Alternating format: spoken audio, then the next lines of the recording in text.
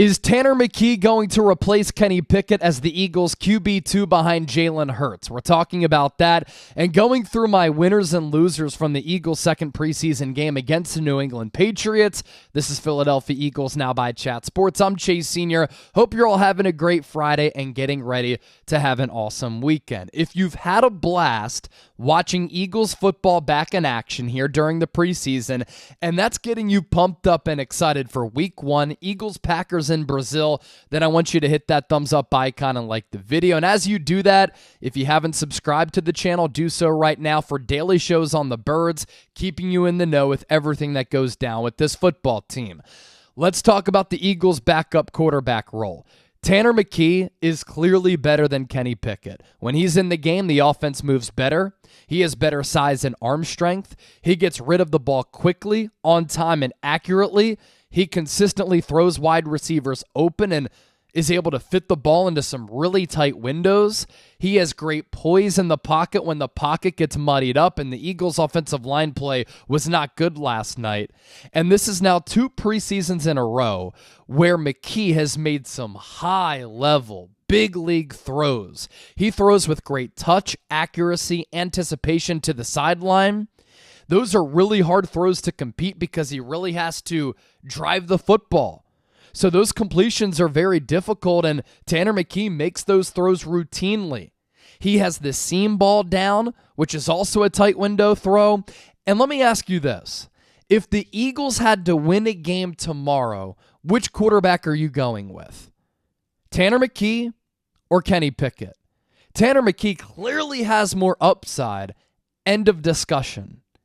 And Pickett might have more experience, a little bit more mobility with his legs, but it has become clear in the first 2 preseason games that Tanner McKee is the better quarterback as compared to Kenny Pickett, and Nick Sirianni and Kellen Moore have to see that because the eye test right now is not lying to us. Kenny Pickett takes forever to make decisions. He's indecisive, hesitant to pull the trigger, doesn't have a strong arm, consistently misses the deep ball, and he can't make the throws toward the sideline that Tanner McKee can. And you feel as though if McKee were to get a long stretch of starts, he could be a successful quarterback in this league. With Kenny Pickett, we've seen what he can do, and he's struggled with a large sample size and so far in the Eagles' first 2 preseason games. Nick Sirianni on the QB2 battle, quote, I thought they both, Kenny Pickett, Tanner McKee, did some good things today. I'm happy they're all on the roster right now. I really am. That's a good room, and they're all helping Jalen Hurts, and they're all helping each other, and I love that. I thought Tanner made some really nice throws down the field today with some good anticipation. Yeah, he throws with really good accuracy, anticipation, and touch. And it's going to be interesting to see what the Eagles do with their second-string quarterback reps in the preseason finale and over the next couple of weeks going into Week 1 against the Packers. Tanner McKee, a clear preseason winner and a huge winner against the New England Patriots on Thursday night. Other winners, Mekhi Becton didn't play. Tyler Steen got hurt. Mekhi Becton is this team's starting right guard if he can stay healthy. Joseph Nagata, he caught all 5 of his targets for 88 yards, 17.6 yards per catch, a long of 28 from Tanner McKee. He doesn't really generate a lot of separation because he doesn't have long speed, but he does do a good job of using his size and physicality to create a window for the quarterback against tight coverage. Bryce Huff played a lot last night. A little bit of a surprise for a player who got $17 million per year in NFL free agency. But Vic Fangio wants him to get this scheme down, and he wants Bryce Huff to understand his role and play well within that role. And last night he made a really good play, dropping into coverage, making the tackle, big hit on the wide receiver screen. And then with the Jets, he wasn't known to be a good run defender, had a good play against the run. I think that Britton Covey's roster spot completely safe, and going into training camp, it was in question. He didn't have to return any punts, so he is the starter there. and he caught, I think, one pass for 5 yards, and then Eagles took him out. So Britton Covey's roster status and his stock have really been soaring. He's a shoo-in to make this team, and over the last year and a half, he's been arguably the best punt returner in the NFL. The numbers don't lie. E.J. Jenkins, could he be tight end 3? Greg Calcaterra is going to be tight end 2, but tight end 3 is up for grabs. Is it going to be C.J. Uzomah? You know what he is as a veteran, good blocker, doesn't really give you much as far as a pass catcher. E.J. Jenkins, a better pass catcher who I think is a better athlete. Hopefully he's able to bounce back off that injury. We're not sure what the injury is as of right now, but he's had a really impressive training camp. Nakobe Dean's stock has been rising. He's been getting mixed in with the ones alongside Devin White as the second off-ball linebacker. Him and Zach Bond continue to go back and forth with that role. Nakobe Dean had a really good joint practice against New England, and last night I thought he made some really good plays. Avonte Maddox at a new position. Read, diagnosed the play, saw the eyes of Jacoby Brissett, jumped the route, picked that pass off.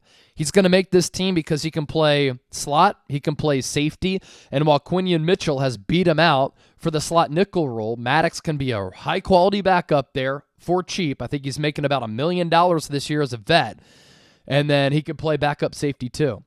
P.J. Mustipher, traditional nose tackle out of Penn State, talked about this during the watch party last night. He just showed up, and he was very active. He made some really good plays, and Pro Football Focus had him as their player of the game for Philadelphia on the defensive side of the ball.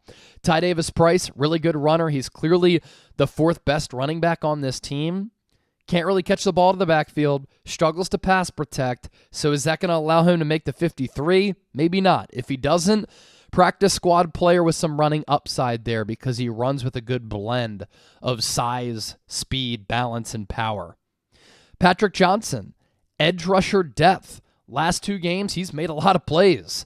Had the strip sack against Baltimore to basically win the Eagles the game in the first preseason matchup, and then last night was getting after the quarterback.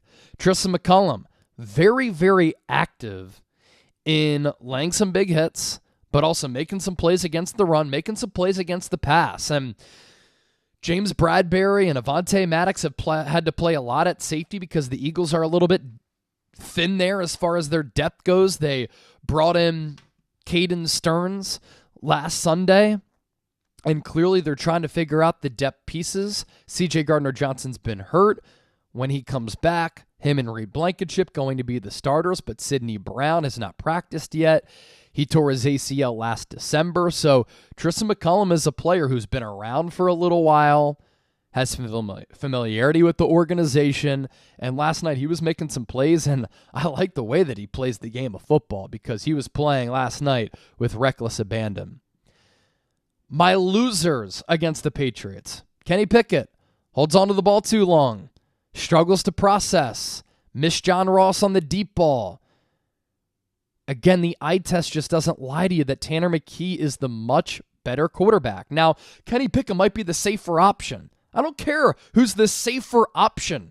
I don't need to see a vanilla, watered-down, mundane offense. I want to see a quarterback like Tanner McKee taking some shots, being aggressive, completing some big-time throws, and having some high-level NFL upside. Last night, we talked about the Nick Foles comparisons. Has this knack for making big plays and big moments, seems to be a gamer, has some good size, isn't going to wow you from an athletic profile standpoint. He's just consistent. He's steady, and you see it with Tanner McKee. You don't see it with Kenny Pickett. This is now back-to-back preseason games in which Pickett has struggled to move the football. Offense is stalled. Offense hasn't done much. Tanner McKee comes in the game, drives right down the field. Tyler Steen hurt his ankle again and lost his starting role to Mekhi Becton. Former third-round pick, not in danger of getting cut, I don't think, but struggled against Baltimore, has struggled to stay healthy, hasn't looked right of late coming off that ankle injury, and last night he may have re-injured that. James Bradberry did not play well at safety last night.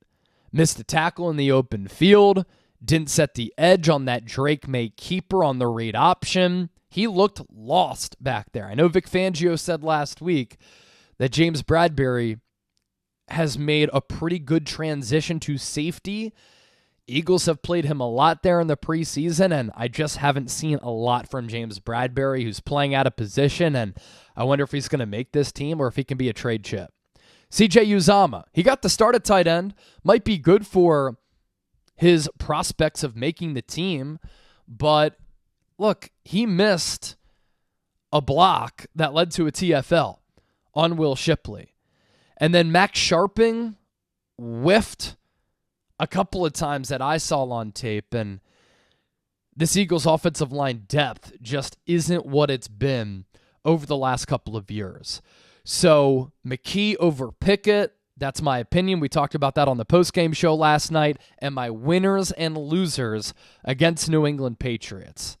Have a great rest of your Friday. Have a fantastic weekend. Be on the lookout for more Eagles shows right here on Eagles Now. Don't forget to subscribe, and as always, thanks for your support.